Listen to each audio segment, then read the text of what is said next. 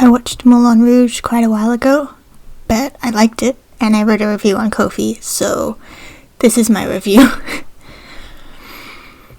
Moulin Rouge is a musical told from the perspective of Christian, a penniless writer in 1900s France. We begin by hearing him narrating a story, the tale of one time he felt real love, 1 year ago, in Paris at the Moulin Rouge, a club in Paris. This musical is the story of the love triangle between Christian, Satine, a courtesan, and a young man referred to only as the Duke, with many moments punctuated with hit songs. Satine may or may not be dying. I believe we shall find out later. Throughout the film, we see that the Duke wants Satine for himself, but Satine loves Christian. The Duke tells Satine that either she stays with him or he will kill Christian, and she chooses the Duke to save the man she really loves. By the end of the movie, we discover that Satine has been sick for quite a while, and after a big dramatic confession, she dies in Christian's arms. Two of my favourite songs are the Elephant Love Montage and Come What May. The Elephant Love Montage is a mashup of popular love songs that, while being slightly ridiculous, demonstrate just how far the love between Christian and Satine goes. They love each other, they know they shouldn't, yet they love each other so deeply that no single song fully encapsulates their feelings. That's where Come What May comes into play. This song was written by Christian for the performance that Satine would be in. However, we can see that it's definitely their song. It shows how willing they are to sacrifice their relationship because they love each other so much. It's a beautiful song, and I love it a lot. It has a reprise, which, like all musicals with a song reprise, is infinitely sadder than the original. Near the end, Satine is given the ultimatum of give up Christian or lose her reputation. This is a heartbreaking decision because she loves Christian so much, yet decides to give up Christian and be with the Duke to save him. This decision made me think of Love Never Dies, when Christian had to choose between Raoul and the Phantom in order to save Gustave. Very sad. Christian gave up on Satine shortly after this decision, believing her lie that she doesn't love him, and I feel really sad about that. Side note, singing a reprise of a love song in a musical, Come What May in this instance, is the single most heart-wrenching thing musicians can do, because it shows the characters have grown so much and forgive each other for mistakes. In this musical, it really tugs at the heartstrings, because by this point in the film, we know Satine is dying. Despite knowing that Christian wouldn't die, he's the one narrating the film, I still worried every time the Duke tried to shoot him.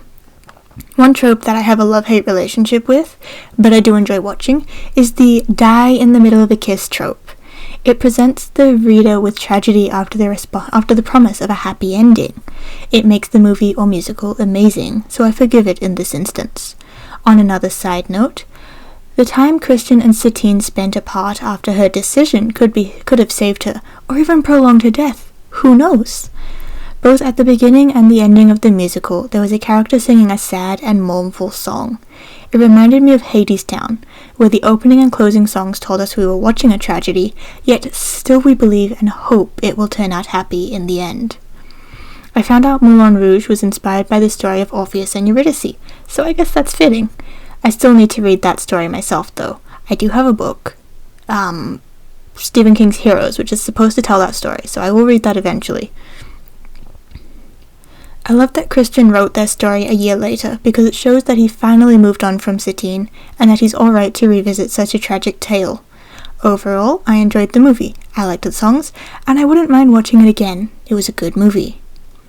Fun fact, Nicole Kidman, who plays Satine, was apparently filming this during or after her divorce with Tom Cruise, and she said herself that the movie helped her to move on from the issue, which I think is awesome.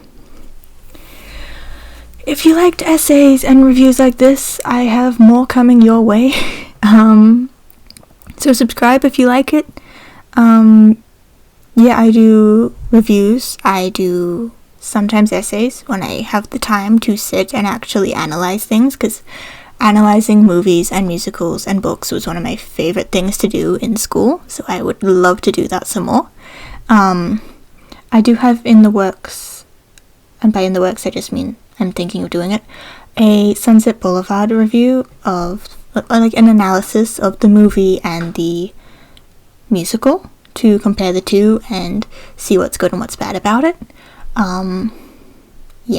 So if you want that, let me know, and I'll get down to it as soon as possible. Make sure you subscribe and hit the bell so you will be notified when that comes out, whenever it comes out. I don't know when it's coming out. I haven't even started it.